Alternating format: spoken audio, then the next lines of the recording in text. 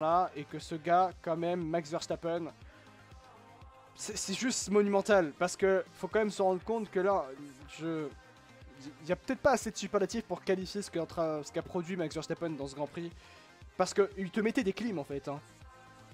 4 secondes. Il te mettait des clims monumentales et c'est vraiment tu disais ah oh début de course fantastique et puis derrière tu le voyais remonte tranquille et il est premier. Je l'ai pas vu remonter, je l'ai pas vu en fait remonter d'une manière. En fait j'ai pas vu une remontée fantastique, j'ai vu quelqu'un qui presque anonymement il faisait sa course, il était en mode ah ouais il y a de la pluie. Bon. 4 secondes. Ouais. C'est 4 secondes en un tour. Ouais. Sur ton coéquipier.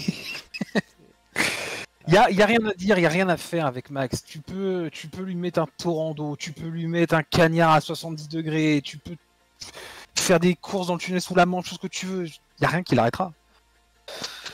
Il y a rien qui l'arrêtera. Il a fait des erreurs en FP, il a fait quelques petites sorties en qualif, mais voilà, encore une fois, en course c'est impeccable. En course c'est impeccable, il n'y a rien à dire. Il n'a pas été inquiété. Maintenant, alors, impeccable dans la globalité, je pense que le chat voilà, va dire oh là là, attention, t'oublies quelque chose. J'oublie pas. Et c'est vrai qu'il va peut-être falloir aussi en parler vite fait. Certes, la course de Max, elle est gérée, elle est nickel. Par contre, parlons du cas Gasly. Alors, je tiens à dire, je suis d'accord avec toi. Et j'ai trouvé que Pierre Gasly, d'ailleurs, il a pas autant que ça attaqué Verstappen en disant ah c'est n'importe quoi, t'aurais pu me laisser de la place ou quoi. Il a rien dit. Il a rien dit. En mode. Mais en fait, le truc, c'est ouais. qui est quelque chose, qui est pas quelque chose, c'est pas grave. Au pire, la sanction, elle est secondaire. Mais oui, comme ouvre une enquête un minimum. Ouvre ça. Après, tu mets no further action, je m'en fous. Mais intéresse-toi un minimum à ça. Tu t'intéresses des fois à d'autres faits de course qui sont 10 fois moins pires que ça, et tu mets 50 ans pour te pencher dessus. Bon, là, c'était quand même assez obvious. Même si t'as un doute ou une enquête, tu mets rien, c'est pas grave. C'est pas grave, mais au moins tu te penches sur le sujet. Parce que bon, là, quand même, il y a un moment, il était plus sur la piste, hein, Gasly. Ouais. Clairement. Il l'a mis dans la peinture. Hein. Bah non, mais c'est ça. Ouais. Et il n'y a pas eu d'enquête, effectivement. Ouais. Victor a eu 10 secondes au même endroit avec Burman, sauf qu'il l'a foutu dans le mur, surtout Crash, à la différence de Victor Martins. Il n'y a pas eu de warning ou quoi que ce soit. Gasly était pas loin aussi du mur, nous dit Jetar, que oui, je te rejoins. Et c'est vrai que même moi, en live, j'étais là en train de me dire, bah, il n'y a pas eu de sanction, il n'y a rien. Enfin, même pas une sanction, mais il n'y a même pas de... Non, juste une enquête, ouais, ça aurait suffi en fait. Ouais, il n'y a pas eu d'enquête par rapport. Après, difficile de ne pas dire que Max n'est pas protégé par les FIA. Oh, les gars. Après, alors par contre, la FIA avec les livrets Alpine, oui, peut-être. Peut-être. Là, de ce point de vue-là, je peux vous rejoindre. Mais c'est vrai que il a quand même... J'avais pas besoin de le tasser autant. Les deux mecs étaient tellement rapides que c'était aussi monumental. Mais le seul capable de doubler au banking aujourd'hui, c'est peut-être Fernando Alonso. D'ailleurs, le départ de Fernando Alonso va y venir, mais il était excellent. Il était incroyable, le départ de Fernando Alonso, quand même. Hein. Oui. Mais... Là où je veux en venir par rapport à Max Verstappen, c'est qu'il y a bien sûr cette statistique qui est exceptionnelle. Max Verstappen a remporté 9 grands prix de suite cette saison. Il égale d'ailleurs Sébastien Vettel au nombre de victoires consécutives en Formule 1. C'était également du côté de chez Red Bull, bien sûr, Sébastien Vettel. Mais c'est là où on voit que là pour le coup c'est... Tous les jours, il y a des records qui s'effondrent grâce à Max Verstappen. Tous les jours, chaque week-end de Grand Prix, Max Verstappen écrit l'histoire de la Formule 1. Et chaque Grand Prix, il écrit son histoire de la Formule 1. Et je sais pas, je réinsiste là-dessus, mais je ne sais pas si on se rend compte de ce que l'on est en train de vivre dans la collaboration Max Verstappen-Red Bull en Formule 1. Je sais pas si on se rend compte de ce que l'on est en train de vivre en Formule 1 grâce à Max Verstappen et Red Bull. Il est en train de... ça fait partie des moments où dans 10, 15, 20 ans, on se dira on a vécu ces moments-là. Alors peut-être qu'on se dira oui, on s'est un petit peu ennuyé d'une certaine manière là. Je suis pas du genre à dire que je m'ennuie parce que très sincèrement, je me régale de voir que des gens qui ont juste parfaitement travaillé, ont été beaucoup plus intelligents, ont produit une monoplace excellente pour l'un des plus grands talents de l'histoire de la Formule 1, c'est Max Verstappen, et que la collaboration est tellement incroyable qu'elle restera à jamais dans l'histoire de la Formule 1, la collaboration d'une entité et d'un pilote créant l'excellence, c'est ça aussi qu'il faut se rendre compte, c'est que vous mettez la collaboration, faites cette collaboration là entre Red Bull et un tout autre pilote, je peux vous assurer que ça ne marche pas, hein. Peut-être avec Fernando Alonso, peut-être avec Lewis Hamilton, Est-ce que ça marchera autant qu'avec justement Max Verstappen? Je ne le pense pas. Je ne le pense pas. Parce que c'est tellement unique le pilotage de Max Verstappen que c'est tellement singulier que ça en marche de manière excellente qu'avec lui. C'est l'efficacité à l'état pur en fait, Red Bull et Max Verstappen. Et cette efficacité est juste rayonnante à regarder et juste magnifique à voir. Alors je sais que ça peut paraître un petit peu ennuyant à regarder ça et de se dire c'est encore Max Verstappen qui gagne. Mais personnellement je suis là à me dire bah ouais mais c'est juste qu'il y en a qui ont beaucoup mieux travaillé et qu'il y en a d'autres, et j'insiste réellement là-dessus, et c'est mon avis par rapport à ça, c'est peut-être paraître dur, mais qu'il y en a d'autres qui n'ont pas bien travaillé du tout. Il y en a qu'une, vous êtes en train de me dire, il n'y a qu'une seule écurie qui a bien travaillé, les autres non. Et n'allez pas me sortir le budget de cap aussi également, il n'y a pas que ça non plus. Alors ouais, ça rentre en compte peut-être les budgets de cap, peut-être, mais peut-être pas autant que les gens peuvent le prétendre. Red Bull a été plus intelligent dans la manière de gérer le budget de cap, et ils se sont fait pénaliser d'une manière moindre comme ils avaient prévu. Regardez où est-ce qu'on en est aujourd'hui. Red Bull est devant, Max Verstappen est devant, et ils vont régner sur la Formule 1 pendant encore potentiellement très longtemps, et potentiellement même jusqu'en 2025 et même 2026. À voir en tout cas. Mais la collaboration Verstappen-Red Bull, elle est juste monumentale à regarder. Et personnellement, moi je me régale à voir cette collaboration. Et toi qui es fan de Ferrari, tu te régalais aussi par rapport à Schumacher-Ferrari. Ah bah oui, je mangeais Gucci, là je vais pas te cacher, bah pour être honnête, là ça m'emmerde un peu, ça m'emmerde quand même pas mal forcément, et comme beaucoup de voir forcément toujours le même pilote gagner 9 fois de suite et série en cours, parce que là il va fracasser le record de Vettel. C'est clair et net, parce qu'il faut pas croire qu'une fois qu'il sera champion du monde, il s'arrêtera là. Hein. Ah non, hein. Il ira jusqu'à Abu Dhabi dans l'objectif de tout gagner. Donc là, ce sera un record. Déjà, ce sera bonne chance pour faire mieux. Et si quelqu'un fait mieux, ce sera lui en personne. Ouais. C'est-à-dire qu'on arrivera à la limite 2024 et t'inquiète pas, il te fera première, dernière course, il gagnera tout pour lui. Faut juste profiter de ces moments-là, ouais. C'est pas agréable pour ceux forcément qui sont pas fans de Red Bull, qui sont pas forcément fans de Verstappen ou pour qui ça fait chier de toujours voir le même gagner, mais faut toujours se dire qu'à un moment la roue tourne. Oui. Et que voilà, c'est des moments en fait qui sont passagers dans l'ère de la F1. Il y a un moment où ça s'arrêtera. Oui, comme on disait pareil pour justement Lewis Hamilton, bien sûr. Bah voilà, c'est ça. C'est exactement ça. Sauf que là, en fait, on est encore au-dessus. On est un cran au-dessus du niveau domination, en fait. Là, personne ne peut aller chercher Max Verstappen. Absolument personne. Même la météo ne peut même pas atteindre Max Verstappen. C'est dire. Donc là-dessus, c'est pour ça, on peut rien faire. Ils sont trop forts. Bah écoute, ils sont trop forts. Tu prends sur toi et tu regardes un petit peu ce qui se passe derrière. Parce que c'est sûr que oui, t'enlèves Max Verstappen, bah derrière c'est une dinguerie. Il se passe plein de batailles dans le midfield, dans toutes les choses. Donc là, tu sais que ta saison elle est foutue, tu sais que Max Verstappen est champion. Bon bah tu te focuses un petit peu, tu regardes un petit peu ce qui se passe derrière. Et puis tu savoures peut-être un peu différemment, on va dire, ta course. Mais il faut prendre son mal en patience, c'est comme ça. C'est la F1, ça a toujours été des périodes de domination. Faut faire avec, mais c'est juste que oui, celle-là, elle est assez violente, ouais. Le travail de Red Bull, mais surtout celui de McLaren et Aston Martin, sont d'énormes claques adressées à Mercedes Ferrari. Les vrais constructeurs sont à la ramasse, peut-être même incluant, nous dit Alpine aussi Jahid. Et c'est vrai que, bon, on en avait déjà reparlé auparavant, mais oui, rendez-vous compte que... alors c'est plus réellement ça aujourd'hui maintenant l'écurie Red Bull Racing dans la globalité, puisque ça s'est investi dans d'autres projets dans le sport automobile. Mais rendez-vous compte qu'Arnaud de Canet est en train de donner une leçon à Mercedes, Ferrari, Alpine... notamment, aussi, également. Il y a ça aussi à prendre en compte. Et ça fait mal, hein. Vous vous rendez compte, non mais est-ce que vous vous rendez compte que vous êtes Mercedes, vous êtes constructeur automobile. Vous êtes le groupe Daimler, donc dans lequel il y a Mercedes. Vous êtes le Ferrari, vous êtes le groupe Renault. Et qui a un vendeur de canettes qui est en train de vous donner une leçon dans le monde de la Formule 1 aujourd'hui. Ah non mais c'est... Ça, mais ça c'est très violent. Très violent à prendre en compte. Parce que... c'est...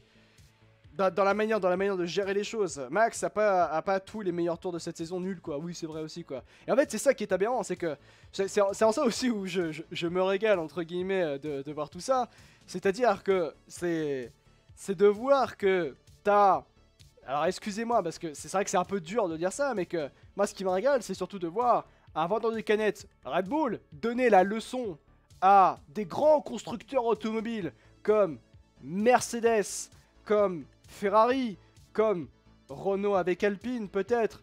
Il y a McLaren aussi également qu'on considère comme constructeur automobile bien sûr. Aston Martin c'est un peu plus différent, mais c'est ça en fait qu'il faut prendre en compte. Alors oui c'est vrai, il faut le dire aussi, Red Bull Racing c'est devenu plus qu'une simple écurie qui a comme nom Red Bull dessus, donc qui est une qui est une marque vendeur de canettes.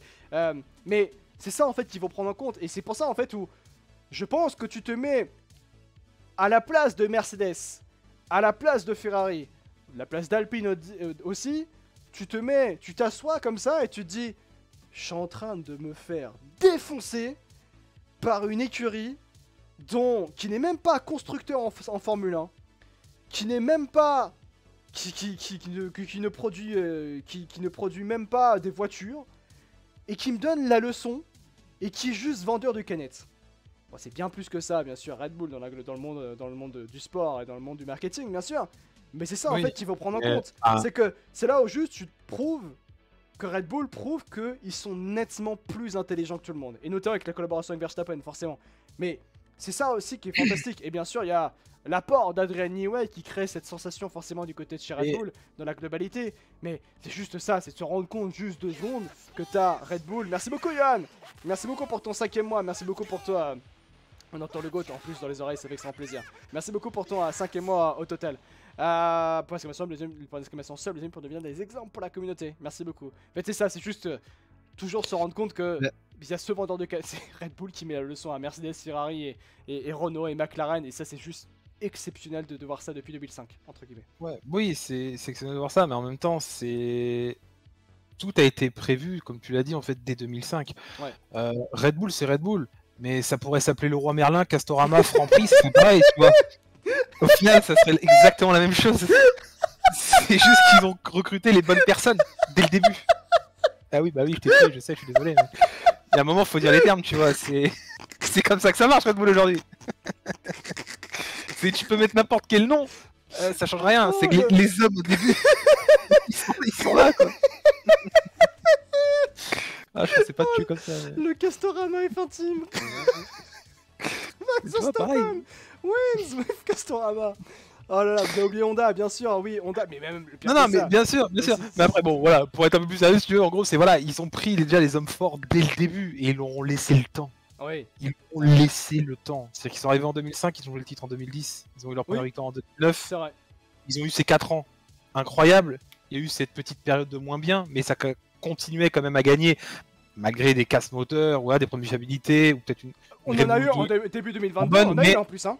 Début 2022, le moteur il cassait tout le temps, hein, en plus. Hein, et pourtant, mais le truc, c'est que globalement, c'est toujours les mêmes hommes qui sont là derrière. Ouais. Et en fait, on a recruté le bon personnel, les bonnes personnes. Et bah, quand ça roule, et que l'engrenage est parti, et bah, tu sais que tu auras des saisons creuses, mais que quand ça va gagner, ça va pas faire à moitié.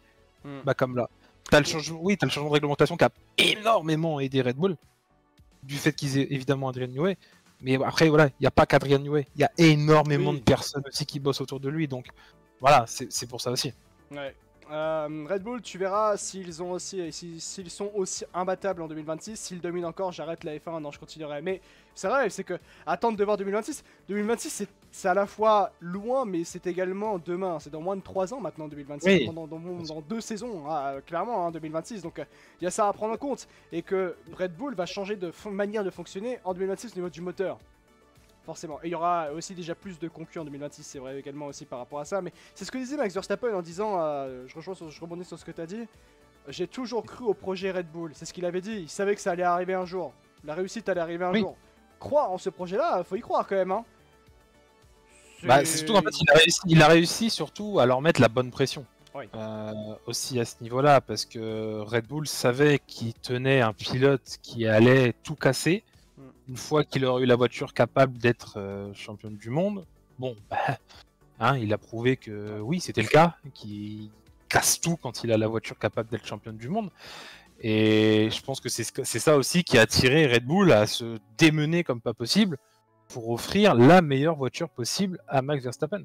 Ouais. Et donc du coup, aujourd'hui, Verstappen n'a aucun intérêt à aller voir ailleurs. Si ce n'est le défi de peut-être se battre avec d'autres dans le peloton, parce qu'il est toujours devant, donc ça va être chiant, je pense, au bout d'un moment. Ouais. Mais sinon, si son objectif, c'est de gagner toutes les courses, il a aucune raison de partir. Tout a été fait pour qu'il gagne dans son sens. Il a eu gain de cause. Et à un moment, oui, il faut être aussi redevable envers Red Bull, qui a aussi travaillé dans ce sens. Oui, mais c'est la et donner le matériel parfait, en tout cas, pour Max Verstappen et pour qu'il éclate tous les records. Ouais. Et est-ce qu'on va se souvenir demain? Oui, c'est Max Verstappen qui gagne, mais c'est aussi Max Verstappen qui gagne dans une Red Bull. Ouais. Et c'est Verstappen aussi qui a galéré aussi pendant les précédentes années bien sûr, c'est pas. Ouais, c'est ça. C'est que... Non, mais il est pas arrivé chez Red Bull en 2021 et tout cassé comme ça. C'est voilà, il y a eu des. Il est arrivé quand même, il a tout cassé dès la première course, certes. Oui, c'est vrai. Mais voilà, il y a eu quand même des périodes où il y avait énormément d'abandon et tout ça, et où c'était pas forcément simple pour lui, qui voulait tout de suite, qui était impatient et qui, n'avait pas sa langue dans sa poche. Ouais. Mais une fois que tu réussis à le canaliser et que tout le monde marche dans le même sens, ça donne ça. Stay Out qui en 2024, il y aura un peu plus de concurrence, je pense, mais pas au point de détrôner Max, je pense. Il win jusqu'en 2026, à mon sens, le dit Stay Out. Mais c'est vrai que là, aujourd'hui, 9 victoires consécutives pour Verstappen. Je pense que maintenant, on se dit, waouh, c'est pas si fantastique que ça. Si, déjà, c'est fantastique. Gagner 9 fois consécutivement des Grands Prix dans le pinacle du sport auto, c'est monumental, c'est juste, et ça reste dans l'histoire. Les seuls qui ont fait ça, il y en a que 2 qui ont fait ça dans l'histoire, avec Verstappen. C'est Ascari, c'était Ascari, il était boulanger, c'était quand tout le monde était boulanger, donc voilà, c'était dans les années 50, c'est incroyable. C'était ça, et pourtant, personne n'a réussi à le faire alors qu'il était boulanger, jusqu'à Sébastien Vettel en 2012-2013. Comme se rendre compte de ça quand même, hein. Ou 2011-2013. Comme se rendre compte de ça, il y en a que 2 dans l'histoire avec Verstappen qui ont réussi à faire ça. Les gars en fait, moi, voilà, on va dire, c'est bien pour Max que ça pète les records, que oui, on va s'en souvenir très longtemps, tout ça. Maintenant, c'est sûr que moi, le seul problème que j'ai avec ça, en fait, c'est pas que les records soient battus, c'est qu'en fait, les records soient battus de plus en plus vite. C'est-à-dire qu'on a à peine eu le temps de digérer, limite, les 7 titres de Michael Schumacher, que boum, 10 ans après, t'as Hamilton qui est là et... Même Vettel, 15 ans après, voilà, boum, t'as Hamilton qui est là. Même Vettel, même s'il y a eu de la concurrence quand même, Vettel. Et voilà, tu vois, oui, c'est ça en fait, c'est que tout arrive trop vite et forcément, avec la multiplication des courses, forcément, ça. Faut pas les stats, mais on va dire que si t'as une voiture dominante, forcément, tu vas avoir plus de courses dans la saison, donc tu vas avoir plus de victoires qu'à l'époque. Ouais. C'est juste en fait le fait qu'il y ait moins d'espace entre les records et que peut-être qu'à terme, ça rendra les records moins prestigieux, on va dire. C'est aussi un bail qui est assez intéressant, c'est-à-dire aussi de se dire que en termes de... les saisons s'enchaînent très rapidement. À titre d'exemple, sachez qu'à la fin de cette saison, ça se termine en décembre. Le premier reveal de la voiture, c'est le 1er février. On a quasiment 30... Je crois qu'on a moins de 40 jours hein, entre la fin de la saison et le réenchaînement sur autre chose. C'est exceptionnel. Et là, dites-vous aussi que là, il reste 9 Grands Prix dans cette 2023 de Formule 1. Parce que Bahreïn, c'était il y a 10 jours. C'est ça en fait. Ouais. C'est juste ça. Oui, battre des records, c'est bien, mais c'est sûr qu'aujourd'hui, ça perd, je pense, un petit peu de sa saveur aussi, quoi. Ouais. C'est juste ça, parce que là, tu vois, tu vas arriver dans 15 ans, on va dire, tu te souviens de la domination de Verstappen? On va dire, ouais, mais en même temps, c'est facile avec 25 Grands Prix par saison, forcément qu'il y arrive, c'est plus simple. Ouais. Alors que de mon temps, tu vois, Schumacher, lui, en 2004, il y avait 16-17 courses et c'était plus prestigieux, tu vois. Ouais. Et c'est pour ça que peut-être qu'on arrivera à terme à ce genre de raisonnement, et c'est dommage. Ouais. Mais bon, money is money, hein. Money is money, peut-être, effectivement, bien sûr, par rapport en tout cas à Max Verstappen, vainqueur donc de ce Grand Prix des Pays-Bas, 9 victoires consécutives. Je ne sais pas si on se rend compte d'ailleurs, Verstappen qui est vainqueur 3 fois de suite aussi également du Grand Prix des Pays-Bas. Et c'est le seul d'ailleurs à avoir autant de victoires, je crois, du côté des Pays-Bas. Si je ne me trompe pas, Verstappen 9 fois consécutivement vainqueur en Formule 1. Les seuls qui ont fait ça, c'est Ascari, pardon, et Sébastien Vettel. On enchaîne.